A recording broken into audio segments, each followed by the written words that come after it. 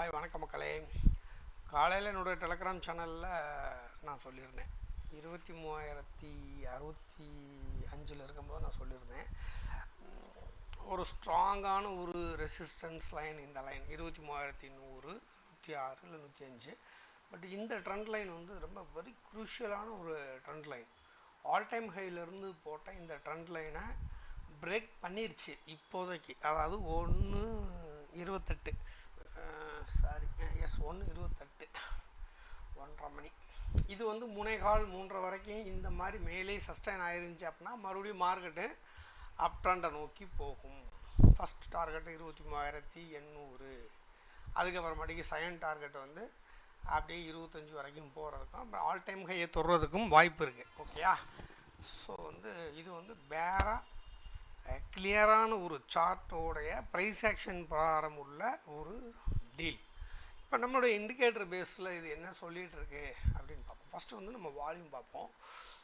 Volume வந்து இன்னும் வந்து ப்ரீவியஸ் டே வால்யூம் வந்து பிரேக் பண்ணலை. அது ஒரு டிமெரிட்டான விஷயம். இன்றைக்கி எக்ஸ்பிரி டே வேறு, அதனால் வால்யூம் ஜென்ரேட் ஆகிறது கொஞ்சம் கஷ்டம். ஸோ வந்து வால்யூம் வந்து நியூட்ரலாக இருக்குது. இன்னும் வந்து ஒரு 14 days மூவிங் ஆவரேஜோட வால்யூமை பிரேக் பண்ணலை 1 day டைம் ஃப்ரேமில்.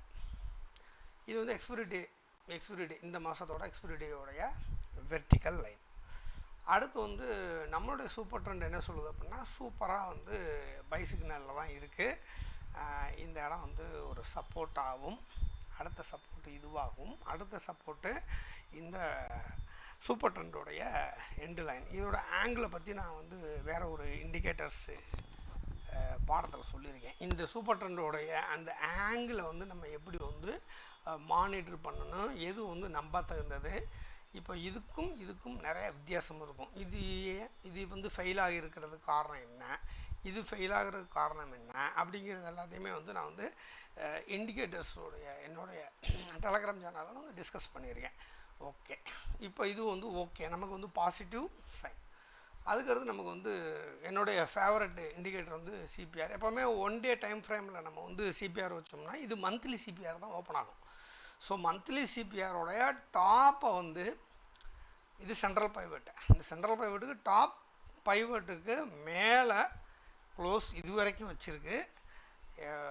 இந்த R1க்கு மேலே க்ளோஸ் வச்சுச்சு அப்படின்னா ரொம்ப பிரமாதமாக சூப்பராக வந்து மேலே போகிறதுக்கு வாய்ப்பு இருக்குது. ஓகே, இப்போ வந்து நம்ம 1 hour வச்சு பார்த்துருவோம்.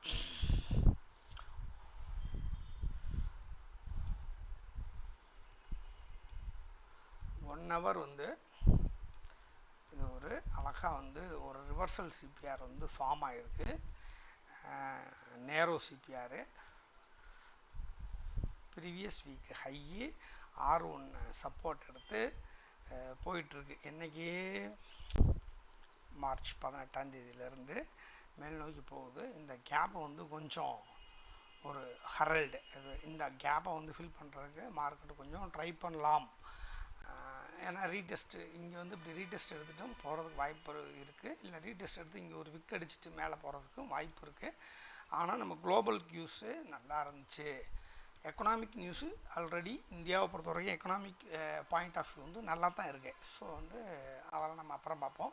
ஸோ இப்போ வரைக்கும் இது வந்து ஓகே. R2 தாண்டி மேலே போயிருக்கு. நம்ம R2 R3 கூட வச்சு பார்க்கலாம். ஸோ டெய்லி டைம் ஃப்ரேம் வச்சு நம்ம அதாவது சிபிஆர் பார்க்கணும் அப்படின்னா 15 minutes வச்சோம்னா இந்த சிபிஆர் வந்து டெய்லி சிபிஆர். ஏற்கனவே பார்த்தது வீக்லி சிபிஆர் 1 hourல. அதுக்கு முன்னாடி பார்த்தது மந்த்லி சிபிஆர் 1 dayல டைம் ஃப்ரேம். 15 நிமிஷத்தில் வந்து R1 R2 R3க்கு மேலே வந்து இப்போ வந்து ரன்னப்பில் இருக்குது. நமக்கு வந்து 3:15 நம்மளுக்கு வந்து ரிசல்ட்டு தெரியும். ஸோ இந்த லைனுக்கு மேலே புதுசாக ஒரு கேண்டில் க்ளோஸ் வச்சுட்டாலே வந்து கண்டினியூஸாக புல்லிஷ் ஆகிறதுக்கு, மாட்ரேட் புல்லிஷாக போகிறதுக்கான வாய்ப்புகள் அதிகமாக இருக்குது. ஸோ மாட்ரேட் புல்லிஷுக்கான ஸ்ட்ராட்டஜிஸை வந்து நம்ம வந்து பயன்படுத்தலாம். ஓகே, நன்றி மக்களே. இந்த இன்ஃபர்மேஷன் உங்களுக்கு யூஸ்ஃபுல்லாக இருக்கும்னு நம்புகிறேன். Okay, thank you.